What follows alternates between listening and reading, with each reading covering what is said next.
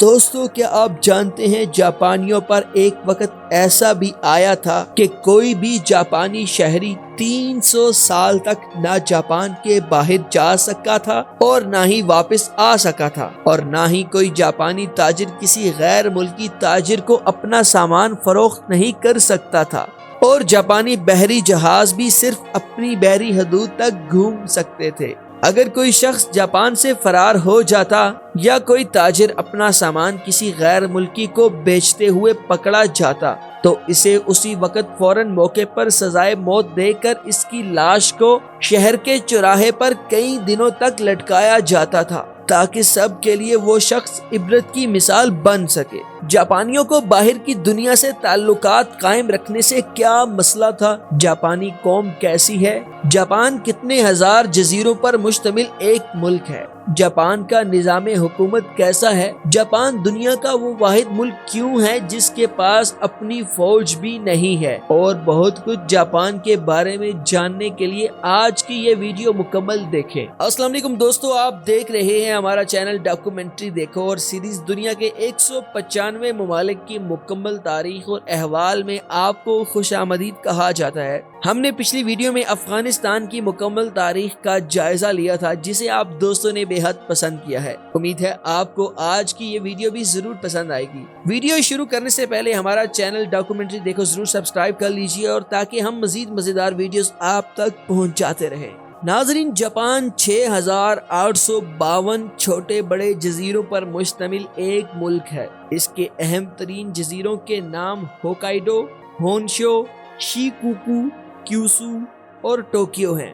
Japan چاروں اطراف سے Pacific Ocean, sea of Japan اور ایسٹ چائنا سی سے گھرا ہوا ہے۔ جاپان کی آبادی 125 ملین ہے۔ محققین کے مطابق 30,000 سال پہلے جاپان میں انسان آباد تھے۔ 14,000 سال پہلے یہاں جومون نامی قوم رہتی تھی جس کا انحصار صرف شکار پر تھا۔ یہ قوم پتھر کے اوزار استعمال کرتی، لیکن یہ قوم گوار ہرگز نہ تھے۔ بطور شوق ہڈیوں سے خوبصورت جیولری بھی بناتے تھے۔ 1000 قبل مسیح میں جاپان میں برونز ایج پیریڈ شروع ہوا اور 600 سال قبل مسیح میں جاپان میں پہلی بادشاہت سینٹرل جاپان شروع ہوئی تھی۔ آپ نے ہماری تاریخ کی ویڈیوز میں دیکھا ہوگا کہ ہر ملک کے اندر نئے نئے خاندان آتے رہے ہیں، مگر آپ یہ جان کر حیران رہ جائیں گے کہ جاپان واحد ملک ہے جہاں 600 سال قبل مسیح سے آج تک صرف ایک ہی جاپانی خاندان حکمرانی کر رہا ہے۔ جاپان کی بادشاہت بہت مقبول تھی اور جاپان اپنی تاریخ میں زیادہ تر ایک خوشحال ملک رہا ہے۔ تاریخ کی کتابوں میں جاپان کا پہلا نام چینیوں کی ہسٹری میں ملتا ہے۔ 552 عیسوی میں جاپان میں بدھ مت داخل ہوا تھا اور جاپانی شہنشاہ اسوکا کے زمانے 6 صدی میں پورے جاپان میں پھیل گیا تھا۔ جاپان آج ایک بدھ مت ملک ہے۔ دنیا میں پہلی زرعی اصلاحات بھی جاپان میں 645 عیسوی میں ہوئی، جب سارے جاپان کی زمینوں کو کسانوں میں برابر تقسیم کر دیا گیا تھا۔ لیکن ان اصلاحات پر 2 شہزادوں کے درمیان جنگ چھڑ گئی تھی۔ ایک شہزادہ نوابوں کا حمایتی تھا اور دوسرا شہزادہ غریب کسانوں کا حمایتی تھا۔ امیروں کا حمایتی شہزادہ جنگ میں جیت گیا اور دوبارہ سے زمین نوابوں میں تقسیم کر دی گئی۔ سال 735 اور 737 جاپان پر اس سے بھی برے گزرے اور یہاں چیچک کی وبا پھیل گئی تھی، جس کے نتیجے میں جاپان کی 1/3 آبادی ہلاک ہو گئی تھی۔ جاپان میں 11ویں صدی تک تو شہنشاہ سب سے زیادہ طاقتور رہے تھے، مگر 11ویں صدی کے بعد آہستہ آہستہ جاگیرداروں نے طاقتور ہونا شروع کر دیا تھا۔ تاریخ دان آئن بیسٹائن لکھتے ہیں کہ 1185 سے 1603 تک کی جاپانی تاریخ کو نوابوں کی تاریخ کہا جاتا ہے، کیونکہ اس زمانے میں ملک کی اصل باغ دوڑ نوابوں اور فوجی ڈکٹیٹروں کے پاس تھی۔ اس کی بنیادی وجہ یہ تھی کہ شہنشاہوں کا خزانہ عیاشیوں کی وجہ سے خالی ہو گیا تھا اور وہ بہت بڑی فوج امن قائم کرنے کے لیے نہیں رکھ سکتے تھے، لہٰذا ان کی فوج کی ضروریات یہی نواب پوری کرتے تھے، جو اس کے بدلے میں زیادہ زرعی زمین ہتھیار لیتے اور کسانوں پر زبردست قسم کا ظلم کرتے تھے۔ 12ویں صدی میں جاپانی جرنیل اور نوابوں نے آپس میں یہ گٹھ بندھن جوڑا تھا۔ شہنشاہ برائے نام رہ گیا تھا۔ مرکز میں طاقت کے اصل اختیارات فوجی ڈکٹیٹروں کے پاس ہوتے تھے اور صوبائی سطح پر نوابوں کے پاس ہوتے تھے۔ 1274 اور 1281 میں منگولوں نے بھی جاپان پر حملہ کیا تھا، مگر شکست سے دوچار ہوئے اور یہاں سے بھاگ گئے۔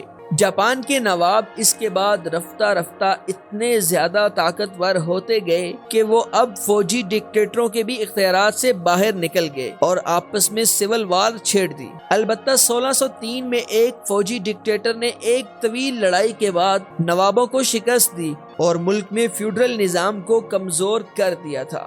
1639 کا سال ایک تاریخی سال ہے جس میں جاپان کے اندر ایک بہت بڑا فیصلہ ہوا، جس فیصلے نے ملک کے دروازے 3 صدیوں تک دنیا پر بند کر دیے تھے۔ دراصل یہ وہ زمانہ ہے جب یورپی اقوام پوری دنیا کو دریافت کرنے کی کھوج میں تھی، لیکن انہوں نے ساتھ ہی دنیا کے اندر اپنی کالونیاں بنانا شروع کر دی تھی، جیسا کہ فلپائن، ویتنام، ملیشیا اور انڈونیشیا کے ساحلی علاقوں پر انگریز، فرانسیسی، ڈچ قابض ہو گئے تھے۔ جاپان کے ڈکٹیٹروں کو یہ خوف لاحق ہوا کہ اگر یورپی اقوام نے جاپان کے ساحلی علاقوں تک رسائی حاصل کر لی تو وہ جلد ہی اپنی ماڈرن فوج کے ساتھ جاپان پر بھی قبضہ کر لیں گے۔ اس خوف کے تحت انہوں نے یہ سنگین اصول بنائے کہ کوئی بھی جاپانی جاپان کے باہر نہیں جا سکتا تھا، نہ ہی کوئی غیر ملکی جاپان کے اندر آ سکتا تھا۔ کسی جاپانی بحری جہاز کو جاپان کی حدود چھوڑنے کی اجازت نہ تھی، نہ ہی کسی یورپی قوم کو سوائے ڈچ کے جاپانیوں کی بحری حدود میں آنے کی اجازت تھی۔ ان اصولوں کی ذرا سی خلاف ورزی پر ایک ہی سزا تھی، جو تھی سزائے موت۔ یہ قانون 300 سال تک اس وقت تک سختی سے کار بند رہا جب 1854 میں امریکہ کے بحری بیڑے نے جاپان پر حملہ کر دیا اور ڈکٹیٹروں کو مجبور کیا کہ وہ ان پابندیوں کو ختم کریں۔